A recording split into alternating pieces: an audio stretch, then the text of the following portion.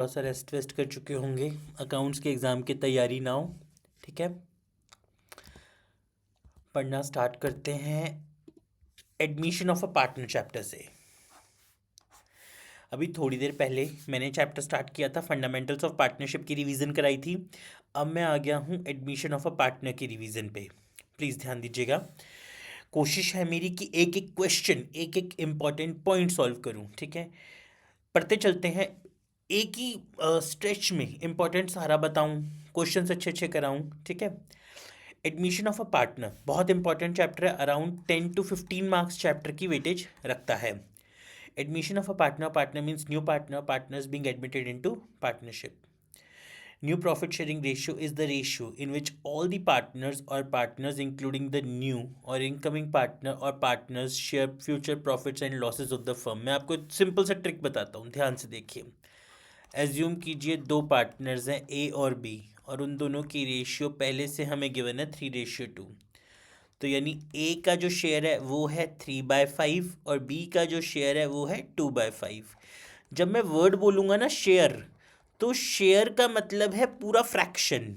ये पूरा फ्रैक्शन, इसको हम शेयर बोलते हैं। और जब हम इनके डिनोमिनेटर्स को कट कर देते हैं तो ये आया हमारे पास, इसको हम बोलते हैं रेशियो। ठीक है, तो सबसे पहले जिन बच्चों को भी डाउट हो कि रेशियो और शेयर का क्या मतलब है, जब आप पूरा फ्रैक्शन बोलते हो, ये है हमारा पूरा फ्रैक्शन यानी कि शेयर। और जब आप इसी तरह से 3/5 और 2/5 करते हो तो ये आ गया 3:2। इसको हम बोलते हैं सिर्फ रेशियोज। तो मतलब जब हम सिर्फ न्यूमिनेटर उठा रहे हैं, चक रहे हैं, तो वो हो गया रेशियो। पर जब हम पूरा फ्रैक्शन यूज कर रहे हैं तो वो होता है शेयर। ठीक है, अब एज्यूम करते हैं ए और बी दो पार्टनर्स हैं और दोनों के बीच का रेशियो हमें गिवन है 3:2। यानी ए का शेयर हुआ 3/5 और बी का शेयर हुआ 2/5। ठीक है, अब इन्होंने बोला सी एक नया पार्टनर आ रहा है और जिसका शेयर है 1/4। यहाँ तक क्वेश्चन है हमारा, इस एग्जाम्पल मानिए, यहाँ तक एग्जाम्पल है। ए और बी दो पार्टनर्स हैं 3:2, ए है 3/5, बी है 2/5, सी एक नया पार्टनर आ रहा है जिसका शेयर है 1/4। बस यहाँ तक है। अब हमें बोला कि फाइंड करो new profit sharing ratio, NPR निकालो। न्यू प्रॉफिट शेयर बताना है। ठीक है, तो न्यू प्रॉफिट शेयर का formula, new profit share is equals to old share into remaining share. देखिए एग्ज़ाम के टाइम पे कई बार ऐसा होता है कि छोटी छोटी चीज़ें भी, पॉइंट्स घूम जाते हैं, माइंड में याद नहीं रहते। ठीक है, तो इसीलिए लॉजिक से पढ़ के चलिए मेरे साथ, आपको हर पॉइंट एग्ज़ाम में याद आ जाएगा। हम एज्यूम करते हैं जो फर्म होती है, हमारी फर्म होती है, उसका टोटल शेयर होता है 1। फर्म का शेयर हमेशा 1 होता है, फर्म का टोटल हमेशा 1 होता है। रिमेनिंग का मतलब है सी आपका एक नया बंदा है, 1 में से 1/4 आपका मेहमान है सी, आपने उसको दे दिया तो आपके पास बचा 3/4। सी आपका मेहमान है, सी आपका मेहमान है, आप खुद फर्म हो, फर्म ने 1 में से 1/4 सबसे पहले सी को दे दिया, आपके पास बचा 3/4। ओल्ड कितना था पहले से, ए का ओल्ड था पहले से 3/5 इंटू रिमेनिंग 3/4, तो यानी 9/20। बी का 2/5 इंटू 3/4 यानी 6/20। सी तो पहले से अब आ रहा है 1/4, इसको भी 20 का डिनोमिनेशन दे देते हैं तो 5/20। देखो मैं आपको तरीका बताता हूँ ऐसा क्यों। सबसे पहले चीज़, अगर सी कहता है मेरा 1/4 होना चाहिए, तो 1 में से जब हम 1/4 दे देते हैं यानी 3/4, तो अब इसी 3/4 के ही तो ए और बी में के बीच में टुकड़े होंगे ना, मतलब यही 3/4 ए और बी में बटेगा। ठीक है, तो बहुत आराम से लॉजिकली सोचना है आपने, इस तरह से हमारा ये हो गया। ठीक है, अब एक और सिचुएशन एज्यूम करते हैं। ए और बी दो पार्टनर्स हैं जो दोनों का शेयर है 3:2। तो ए है 3/5, बी है 2/5, सी आ रहा है हमारा 1/4 के लिए। ठीक है, अब मुझे एक लाइन लिखी है, सी टेक्स 1/2 ऑफ, या हाफ भी रहने दीजिए, इसको ऐसे लेते हैं, C takes 1/3 of A and balance by B, C takes 1/3 of A, ठीक है, तो मतलब 3/5 का 1/3 उसने लिया, यानी कि 3/15। सी टेक्स 1/3 ऑफ ए, यानी कि 1/4 जो सी का है उसमें से 3/15 तो उसने ए से लिया, 60, 15 माइनस 12, यानी बचा हुआ 3/60 उसने बी से लिया। तो कभी भी ऑफ वर्ड आएगा तो आपने मल्टीप्लाई करना है, फ्रॉम में डायरेक्ट, मैं सिंपल सी चीज़, ऑफ वर्ड हो तो मल्टीप्लाई करना है, और मल्टीप्लाई, और अगर फ्रॉम वर्ड आएगा तो मतलब डायरेक्ट माइनस करना है, सिंपल सी चीज़, क्लियर है। ये आपको छोटी छोटी चीज़ें हैं, आप लोगों को पता होंगे ये formulas. New profit sharing ratio is the ratio in which all the partner or partners, including the new or incoming partners, share future profits and losses of the firm. Sacrificing ratio, किस partner ने कितना sacrifice किया। अब मैं एक simple सी छोटी सी चीज़ बताता हूँ आपको, गुडविल का एग्जाम्पल भी बताऊंगा, साथ में ध्यान से सुनिएगा प्लीज़ प्लीज़। ए और बी दो पार्टनर्स हैं और दोनों की रेशियो हमें दे रखी है 3:2। सी एक नया पार्टनर आया और सी का शेयर था 1/4, ठीक है।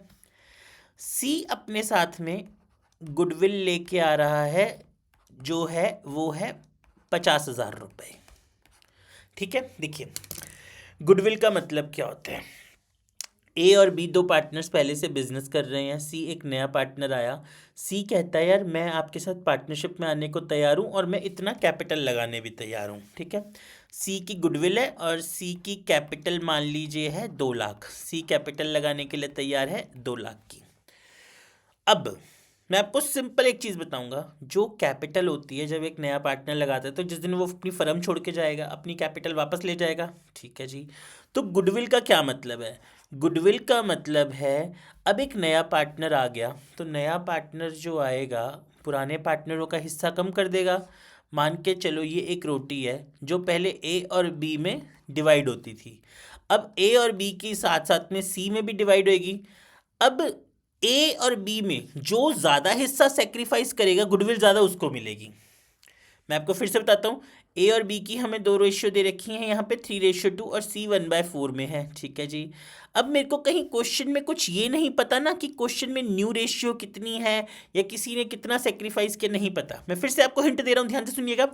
अगर आपको क्वेश्चन में न्यू रेशियो नहीं पता और ये नहीं पता कि किस पार्टनर ने कितना सेक्रीफाइस किया, तो जो गुडविल है उसको ओल्ड रेशियो में ही स्प्लिट कर दो। मतलब सी जो गुडविल लाया 50,000 की, आप उसको ओल्ड में ही स्प्लिट कर दो, तो 50,000 का 3/5 ए को मिलेगी और 50,000 का 2/5 बी को मिलेगी। मतलब आपने सेक्रीफाइसिंग निकालने की मेहनत कब करनी है, पहली चीज़ आपने सेक्रीफाइसिंग निकालने की मेहनत तब करनी है जब आपको क्वेश्चन में ओल्ड भी गिवन हो और क्वेश्चन में न्यू भी गिवन हो, ठीक है जी। तो सर सेक्रीफाइसिंग कैसे निकलती है, ऐसे निकलती है जैसे मान लीजिए ए और बी दो पार्टनर्स हैं और इन दोनों के बीच में रेशियो है 3:2। अब ये हमें ओल्ड गिवन है, ये ओल्ड गिवन है। अब हमें क्वेश्चन में ही गिवन है कि ए बी और सी 3 नए हो गए और तीनों ने अपनी रेशियो को न्यू कर लिया इक्वल, ठीक है। तो सेक्रीफाइसिंग निकालने का फॉर्मूला, हमेशा सेक्रीफाइसिंग शेयर लिखो वर्ड को, sacrificing share is equals to old share minus new share. ये निकालने का फॉर्मूला, सेक्रीफाइसिंग क्या हो गया हमारा, ओल्ड पहले से था 3/5, न्यू हो गया 1/3, 5 3 15, 3 3 9, 9 - 5 4/15। ये ए ने सेक्रीफाइस किया, बी का ओल्ड था पहले से 2/5 माइनस 1/3, 15, 6 - 5 1/15, ये बी ने सेक्रीफाइस किया, सिंपल, ठीक है। सेक्रीफाइस निकालने का तरीका old share minus new share. अब अगर आपको इसको सेक्रीफाइसिंग रेशियो में बनाना है तो सेक्रीफाइसिंग रेशियो कैसे बन गई, सेक्रीफाइसिंग शेयर 4/15 रेशियो 1/15, 15 15 कट कर दो, ये बन गया सेक्रीफाइसिंग रेशियो। इसको बोलेंगे सेक्रीफाइसिंग शेयर। ऊपर वाला ये हो गया शेयर, जब मैं पूरा फ्रैक्शन बोलता हूँ तो वो है शेयर, जब मैं सिर्फ उनके न्यूमिनेटर्स बोलता हूँ तो वो है रेशियो। क्लियर है मेरी बात, ठीक है। तो ये हमारा नॉर्मल सा फॉर्मूला बन गया, old share minus new share is equal to sacrificing share, ठीक है। पहले शेयर वर्ड यूज करो, मैं आपको गारंटेड बोलता हूँ कहीं आपको प्रॉब्लम नहीं आएगी। Goodwill is an intangible asset resulting from the efforts made in the past by the existing partners of the firm which results in the profits in future years. ठीक है. Revaluation of assets. Revaluation of assets means change in value of assets, present value being different from the book value of the assets. Reassessment of liabilities. Reassessment of liabilities means reassessing the liabilities and determining the change whether the liability is more or less than the shown in the books of accounts. मैं सिर्फ ये theory फटाफट में पढ़ रहा हूँ, मैं इसको आपको प्रैक्टिकली सारा समझा दूंगा अभी 1 मिनट में. Revaluation account, it is a nominal account prepared to assess gain, profit, loss on account of revaluation of assets and reassessment of liabilities. It is credited with the increase in the value of assets and decrease in the value of liabilities. It is debited with the increase in the value of assets and decrease in the value of liabilities. With decrease in the value of the assets, it is closed by transferring the gain, profit or loss to the capital accounts or the current accounts of the old or existing partners in the old profit sharing ratio. Reserve means accumulated or undistributed profits. It is created out of profits. The reserve created is sometimes invested out of the business in instruments such as securities, which becomes a reserve, which then becomes a reserve fund. Okay. Workman compensation reserve. It is reserve created out of profits for the payment of compensation to workers. Investment fluctuation reserve. It is a reserve created out of profits to meet fall in the market value of investment. ठीक है. अब आपके मुझे सिर्फ और सिर्फ बच्चों, आपके मुझे सिर्फ और सिर्फ बहुमूल्य 10 मिनट चाहिए. जो बच्चा मुझे सिर्फ नेक्स्ट अपने 10 मिनट बहुत इंपॉर्टेंट के दे देगा, उसको एडमिशन ऑफ अ पार्टनर बहुत बहुत अच्छे से समझा दूंगा. उसके सारे डाउट्स क्लियर हो जाएंगे, जनरल एंट्री के भी डाउट क्लियर हो जाएंगे, रीवैल के क्लियर हो जाएंगे, पार्टनर्स कैपिटल के हो जाएंगे. सिर्फ आपके 10 से मैक्स 15 मिनट लूँगा. अगर अच्छा लगे तो आप अपनी इसको शेयर कर देना. ठीक है. Admission of a partner chapter में सबसे ज़्यादा इम्पॉर्टेंट सबसे पहले बनता है रीवैल्यूएशन अकाउंट. रीवैल्यूएशन अकाउंट बना लेते हैं. मैं आपको इतने आसानी फॉर्मेट से बताऊंगा, आपको कि ये था, इसमें तो कुछ था ही नहीं मुश्किल. ठीक है. डेबिट क्रेडिट पर्टिकुलर रुपी यहाँ हमारी आ गई रीवैल्यूएशन अकाउंट की हेडिंग. ठीक है. अब मेरा सिंपल सा एक लॉजिक, बस सिंपल सा एक लॉजिक. कभी भी अगर फर्म को लॉस होगा तो डेबिट होगा, अगर फर्म को बेनिफिट होगा तो क्रेडिट होगा. आपने अपने आप को सिर्फ और सिर्फ एज्यूम करना है फर्म. आप फर्म हो, फर्म के अकाउंटेंट हो, बस ये एज्यूम करना है, इसके सिवा कुछ एज्यूम नहीं करना. अब मैं पॉइंट बताता हूँ ध्यान से कैसे. स्टेटमेंट लिख रहा हूँ. मार्केट वैल्यू ऑफ इन्वेस्टमेंट्स इस 50,000. हमें बोल रहे हैं मार्केट वैल्यू हो गई है हमारी इन्वेस्टमेंट्स की 50,000, जो थी पहले 60,000. हमारी पहले मार्केट वैल्यू थी इन्वेस्टमेंट्स की 60,000 और अब हो गई 50,000. कोई रिजर्व वगैरह नहीं है. ठीक है. तो इसका मतलब फर्म को 10,000 का लॉस हो रहा है, तो यहाँ डाल दीजिए टू इन्वेस्टमेंट 10,000. ठीक है. सिंपल सी चीज़. अब यहाँ लिखा है WCC वर्कमैन कॉम्पेंसेशन क्लेम. हमको वर्कमैन्स को 20,000 रुपये देने हैं क्लेम के. हमने कोई रिजर्व नहीं बनाया हुआ था, तो फिर से यार फर्म को लॉस हो रहा है, पैसे देने पड़ेंगे. To workman compensation claim 20,000. अगर हमारा कोई बैड डेप्ट हो जाए, पैसा नुकसान हो जाए, कोई हमने प्रोविज़न नहीं बनाया हुआ, 5,000 फॉर एग्जांपल यहाँ आ गया. कोई डेप्रीसिएशन हो जाए, यहाँ आ गया. अगर हमारी ज़मीन वमीन बाय लैंड एंड बिल्डिंग बढ़ जाए, यहाँ आ गया. हमारे को कोई अप्रिशिएट हो जाए, हमारी मार्केट वैल्यू अप्रिशिएट हो गई, यहाँ आ गया. सिंपल सा लॉजिक. अगर कभी भी फर्म का लॉस हो रहा है तो रीवैल्यूएशन डेबिट होगा, फर्म का बेनिफिट हो रहा है रीवैल्यूएशन क्रेडिट होगा. Simple.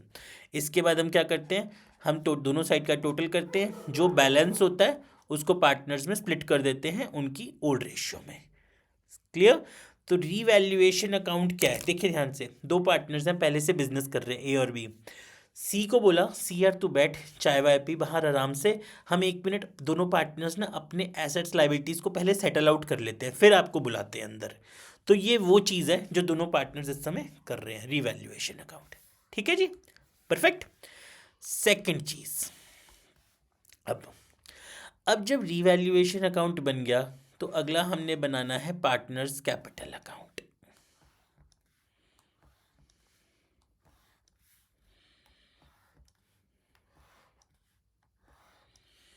A B C particulars particular debit credit, ठीक है। और ये है हमारा पार्टनर्स कैपिटल अकाउंट, ठीक है। अब मेरा ना एक वर्किंग नोट ध्यान से देखना प्लीज। जब भी आप क्वेश्चन शुरू करते हो तो आपको एक बैलेंस शीट गिवन होती है जिसकी दो साइड्स होती हैं, लायबिलिटीज और एसेट्स, ठीक है। आपको एडमिशन में क्वेश्चन हमेशा करने से पहले आपको ये चार चार चीज़ें अगर क्वेश्चन की बैलेंस शीट में गिवन है उनको टिक कर लो बस। लायबिलिटीज साइड से ज़रूर ये चार चीज़ें देखो, general reserve, workman compensation reserve, investment fluctuation reserve और P&L अकाउंट क्रेडिट बैलेंस यानी कि प्रॉफिट, ठीक है। इस साइड की चार चीज़ें, goodwill, advertisement suspense, deferred revenue expenditure और P&L अकाउंट डेबिट बैलेंस यानी कि लॉस, ठीक है। और सिंपल, जब आप एडमिशन का क्वेश्चन करो बैलेंस शीट में सबसे पहले लायबिलिटी साइड में देखो, general reserve, workman compensation reserve, investment fluctuation reserve, P&L account credit balance यानी कि प्रॉफिट। एसेट साइड में देखो goodwill, advertisement suspense, deferred revenue या P&L account debit balance loss. इसी गुडविल को हम बोलते हैं एग्जिस्टिंग गुडविल, इस गुडविल को हम क्या बोलते हैं, एग्जिस्टिंग गुडविल, ठीक है। ये चारों चीज़ें हमेशा पार्टनर्स को क्रेडिट होती है, मिलती हैं। मतलब जो जनरल रिजर्व है वो भी पार्टनर्स में बटेगा, वर्कमैन कॉम्पेंसेशन रिजर्व भी पार्टनर्स में बटेगा, इन्वेस्टमेंट फ्लक्चुएशन रिजर्व भी पार्टनर्स में बटेगा, P&L अकाउंट प्रॉफिट भी पार्टनर्स में बटेगा, गुडविल पार्टनर्स में राइट ऑफ होएगी, एडवर्टीजमेंट भी राइट ऑफ होएगा, डेफर्ड भी राइट ऑफ होएगा, P&L भी राइट ऑफ होएगा। तो इन चारों चीज़ों के केस में पार्टनर्स हमेशा क्रेडिट होते हैं, इन चारों आइटम्स के केस में पार्टनर्स हमेशा डेबिट होते हैं। फॉर एग्जांपल जनरल रिजर्व है और ये पार्टनर्स में स्प्लिट हो रहा है ए और बी, और किन पार्टनर्स में, सिर्फ ओल्ड पार्टनर्स में, न्यू पार्टनर का कोई लेना देना नहीं है, प्लीज ध्यान देना, वो बैठा बाहर चाय पी रहा है, उसका कोई लेना देना नहीं है ओल्ड पार्टनर्स में। तो एंट्री क्या बनेगी, जब आप जनरल रिजर्व स्प्लिट कर रहे हो पार्टनर में, ओल्ड पार्टनर्स में, general reserve account debit to A's capital to B's capital, कौन सी रेशियो में, उनकी ओल्ड प्रॉफिट शेयरिंग रेशियो में। Workman compensation reserve account debit to A capital to B capital, investment fluctuation reserve account debit to A capital to B capital, P&L account debit to A capital to B capital. यहाँ पे ये सारी चीज़ें right of हो रही हैं, तो जब जब पार्टनर राइट ऑफ होते हैं यानी नुकसान है पार्टनर का, तो पार्टनर डेबिट हो जाएंगे। तो A capital B capital to goodwill, advertisement suspense, A capital B capital to advertisement suspense, deferred revenue A capital B capital to deferred revenue, P&L A capital P&L B capital to P&L account। Clear? तो ये हमारी दो सबसे important चीज़ें हैं। अब जैसे मैंने आपको बताया, by balance brought down A और B के बीच में आ गई कैपिटल, जो उनकी पहले से एग्जिस्टिंग कैपिटल होंगी, ओपनिंग जो उनकी एग्जिस्टिंग कैपिटल्स रहेंगी। उसके बाद बाय जनरल रिजर्व पार्टनर्स को मिलेगा, by investment fluctuation reserve partners को मिलेगा, by workman compensation reserve partners को मिलेगा, बाय रीवैल्यूएशन अकाउंट का कोई प्रॉफिट पार्टनर्स को मिलेगा। सिंपल सा यार, एक ही लॉजिक, जब भी पार्टनर को कुछ मिलेगा, पार्टनर का बेनिफिट होगा, पार्टनर क्रेडिट होता जाएगा। पार्टनर की कोई ड्राइंग होगी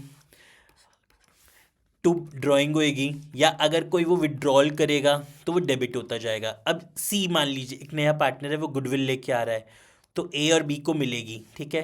तो by premium for goodwill A B. अब मैं आपको एक पॉइंट बताता हूँ, जब भी पार्टनर अपनी गुडविल को विड्रॉ करेगा तो यहाँ हमेशा विड्रॉ वाला पॉइंट यहाँ आना है, टू बैंक उसकी विड्रॉ करवा दो। तो ये साइड है, जब जब उसका क्रेडिट खाता बढ़ रहा है, this is the bucket of partner. जब जब उसकी बकेट भरती जा रही है, दिस साइड, जब जब उसकी बकेट खाली हो रही है, दिस साइड। सिंपल सी चीज, एक छोटा सा माइंड में ट्रिक डाल लो, जस्ट जब जब पार्टनर की बकेट भर रही है वो क्रेडिट होता जा रहा है, जब जब पार्टनर की बकेट खाली हो रही है वो डेबिट होता जा रहा है, nothing more than that. Clear? अब पढ़ते हैं, इसकी एंट्रीज भी पढ़ेंगे साथ में, ठीक है, इसकी समरी भी पढ़ेंगे हम साथ में, इसके क्वेश्चंस को भी देखेंगे फिर धीरे धीरे। थोड़ा सा ब्रेक ले लेके ये चैप्टर को करते हैं। It's a lengthy chapter. आपसे 10-15 मिनट मांगूंगा सिर्फ, फिर उसके बाद फिर दोबारा स्टार्ट करूंगा, ठीक है? ये चीज़ जस्ट 10 मिनट्स।